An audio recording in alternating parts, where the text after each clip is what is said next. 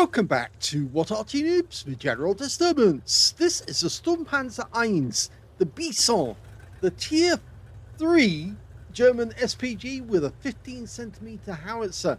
It's located on the north spawn of Steps under the command of Horrorfiend of BLDMN. Game on! Well, this little Arty is basically a Panzer I or Panzer I with a huge artillery piece, a towed artillery piece, mounted on top and fixed in position. It was basically a conversion of the Panzer I's, which of course were used for training originally. They couldn't be used in combat because they really weren't effective, and most of them were just armed with a machine gun, nothing else. But with a 15cm howitzer, this artillery piece is actually capable of doing 350 alpha and 35mm pen, and it's capable of causing stun at tier 3. Brief stun, very brief indeed, but stun nonetheless. Okay, it's also a short range Arty, so you have to get fairly close to the enemy in order to get damage. But if you do get close to them and dial in on them, it can be absolutely devastating. And if you've ever seen my replay that I played good 4 years ago, well, that actually hit my teammates actually there. The T-34 took that round. But if you've seen my replay, yes, the one I played on Steps, you wouldn't believe what this thing can do. It is pretty phenomenal. He fired snap there because he was virtually fully blown on the rescue, but he still managed to cause 45 hit points of damage to that Sahariano. He's landed in a tier 4 game with tier 3 tanks in it, so he's bottom tier. Every tier 4 he hits is going to get extra. That's fully dialed in. Direct hit, very accurate indeed. 128. Now, it does have a very narrow arc of fire. That's 5.5 degrees either side of the center line. So 11 degrees in total.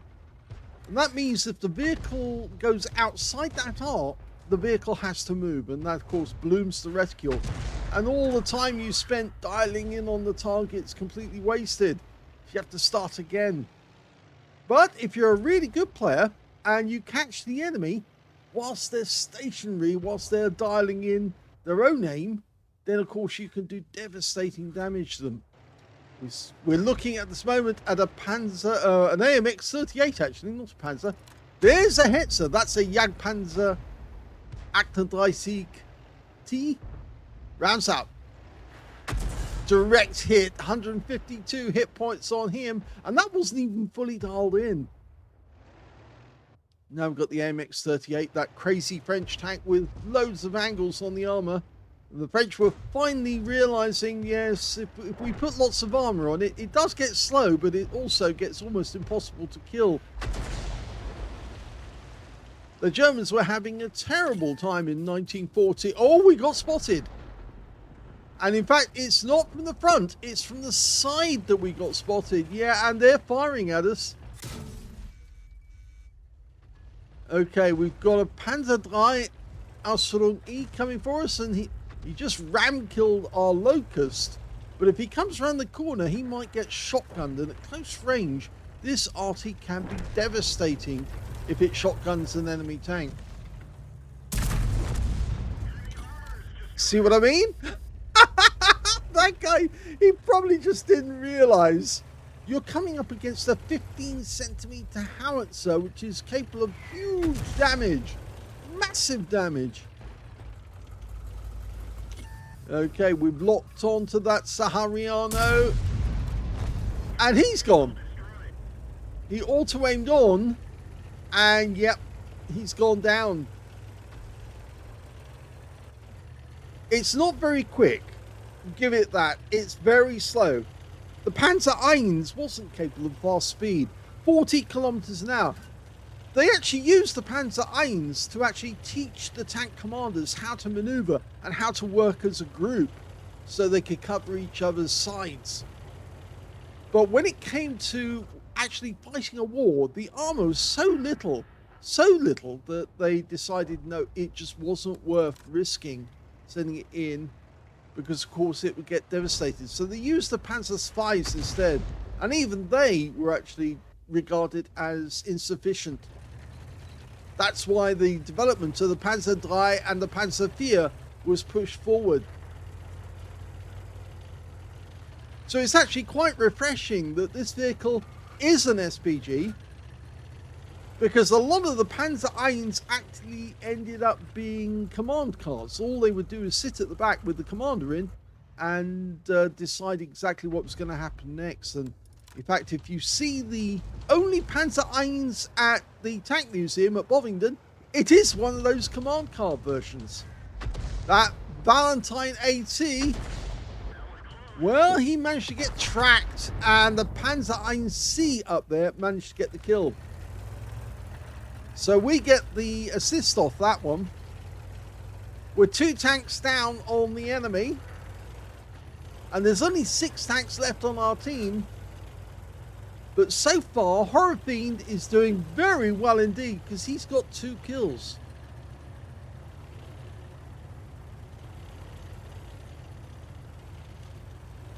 Now, I think I can see what he's thinking here. He's actually intending to go down the east side of the map, and if necessary, protect the cap from the other direction if the enemy breaks through. You can see the range rings on the minimap, so you can see it is a relatively short range Arty.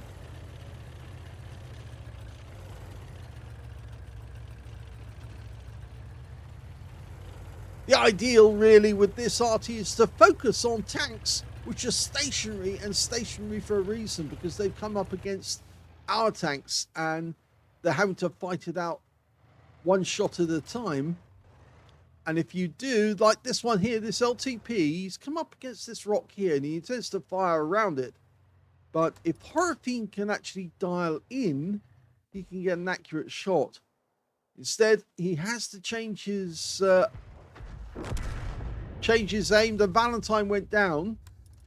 We're now ahead of the enemy by 1 tank. They've only got 5 left, including their Arty. And their Arty is a T-18 HMC. Now, you may know that's a Tier 3 American Arty with a 76mm gun, if I remember correctly. Now, LTP just knocked the tree down. He's not staying, though. Unfortunately, that shot was fired at somebody who was moving. A little more difficult to get an accurate shot. And we've lost sight of the LTP. There is another worry in this battle, and that's the fact that the enemy has a PaK-40. The FCM-36 PaK-40 is a premium tank destroyer, which is capable, with a 75mm gun, of penetrating just about any tank on our side. And in fact, it also has a very high view range. The chances are that that tank destroyer is somewhere up on that hill ahead of us. You can see our Panzer IC is moving so quick that he probably can't get hit by that FCM-36 PaK-40. Oh, now this is interesting, because the enemy has been located back at their own cap area.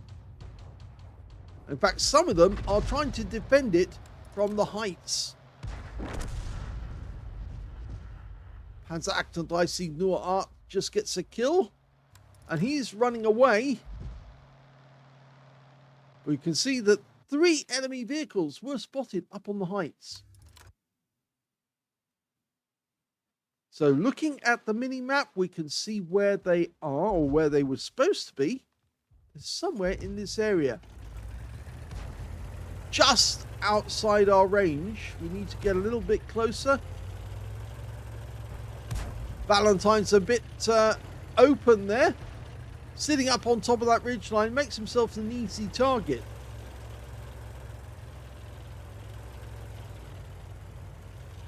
We also haven't seen the enemy Arty at the moment, so... But then he is also a short-range Arty. And the Pack 40 just killed a Matilda on our team.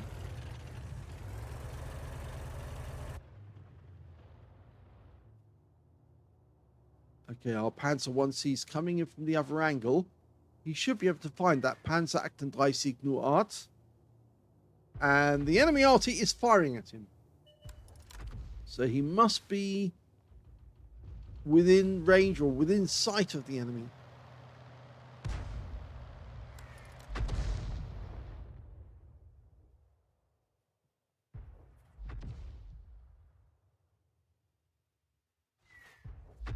Okay, we know where the enemy Arty is now because he's behind that rock. Yep, you just saw the tracer coming out.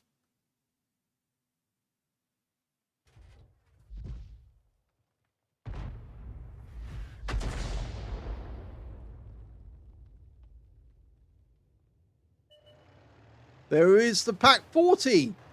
He's been exposed, and there's the LTP. So now these guys are in a lot of trouble. The standard reload on this Arty is 21.66 seconds. But you can see here, Horrorfiend's got 20.50. The Pack 40 is very vulnerable to Arty fire. He only has a very thin gun shield. If you hit that gun shield, it counts as a penetrating shot. And remember, the alpha of this Arty is 350. Okay, he's loaded again. I'd aim just behind the rock.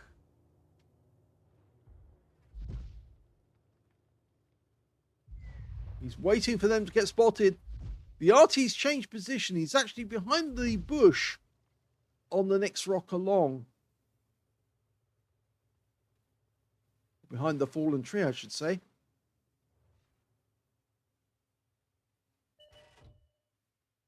That Panzer 38 nur Art is getting very dangerous. In fact, oh, he just got a big hit on our Panzer I.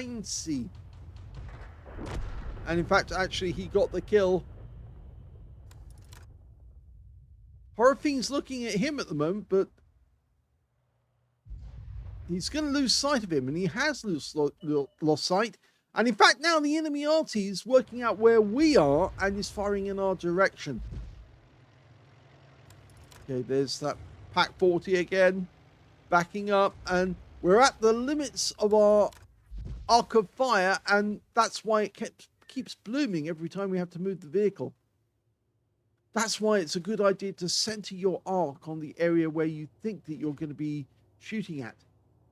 Then you don't get bloom every time you have to change the aim. 2-minute warning. We're down to just 3 vehicles on our side, 5 on the enemy, so we're 2 down now. We've only got 8 shells left as well.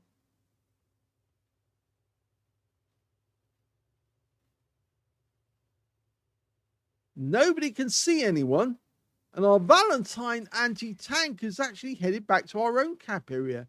I'm wondering if he thinks that the Panzer 38 nur Art is going to cap, but he won't cap because there's not enough time. So the Valentine's actually doing us a disservice by going away.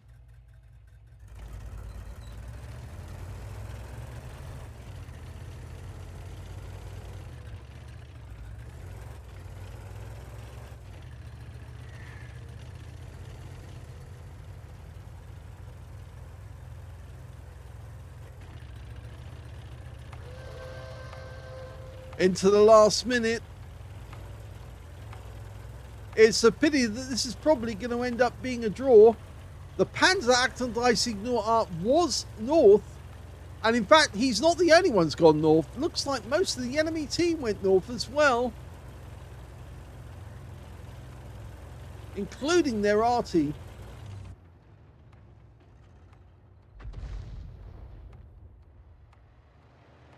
It's too late for them to cap out. Even if they got 3 in the cap now, I don't think it really matter. And we lost the Valentine anti-tank. So actually he didn't desert us. He actually went back for a good reason. But the enemy managed to kill him. And now they're coming after Horrorfiend.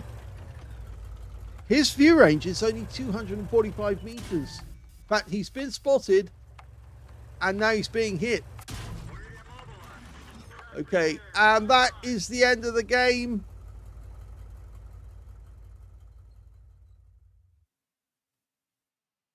Here's the end of battle stats, and that was the second class tanker for Horrorfiend of BLDMN in the Sturmpanzer I Bison, or Bison actually I should say. He also got a Bruce medal for getting at least 5 critical hits. In fact, he got 7. And with those 2 shots that he actually received at the end from the Panzer DaVinci Resolve, he actually received a Stark's medal because he took at least 2 enemy hits, lost 2/3 of his hit points in the process, and also killed 2 enemy tanks and survived the battle at the end. And so, yes, that's a very rare medal, and he got that as well. His win 8 was 3,121, which is Super Unicum standard, but sadly it was a draw, not a win. If we look at the team score, we can see that he didn't get the highest damage in the game. That went to the Matilda LBT on the enemy team, 2,026 hit points. Second highest was the Valentine AT, 1,042. And third was the Panzer DaVinci Resolve with 955. Horrorfiend managed to get 701 hit points in that game.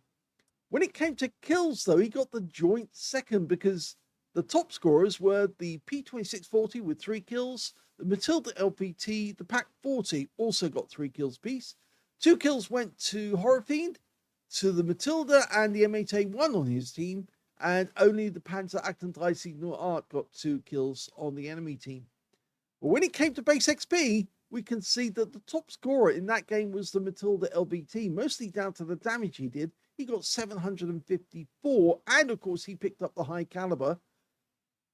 We can see 447 went to the Panzer DaVinci Resolve, and their PAC 40 picked up 409, and Horrorfiend picked up 280 out of that game. He fired 14 rounds. He got 4 direct hits on the enemy, 11 splash, 701 hit points of damage, of which 552 were at more than 300 meters. He received 3 hits from the enemy in the game, 3 penetrations, and 7 enemy vehicles damaged, 2 killed, 309 hit points of damage assistance, and 2 stuns were caused, but no stun assist was earned.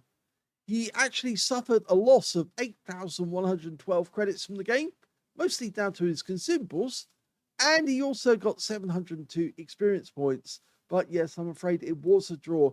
This Arty is capable of quite a bit. In fact, if you play it offensively and follow your teammates and then hit the enemy tanks that are trying to hold them up, you can actually earn a lot of credits and a lot of kills.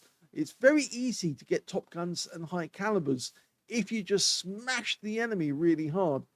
This Arty works very well on maps like Abbey or on Mines. It just depends where you situate yourself, but certainly it's a fun Arty to play. Hope you enjoyed this replay. If you did, please give this video a like, and thank you for watching.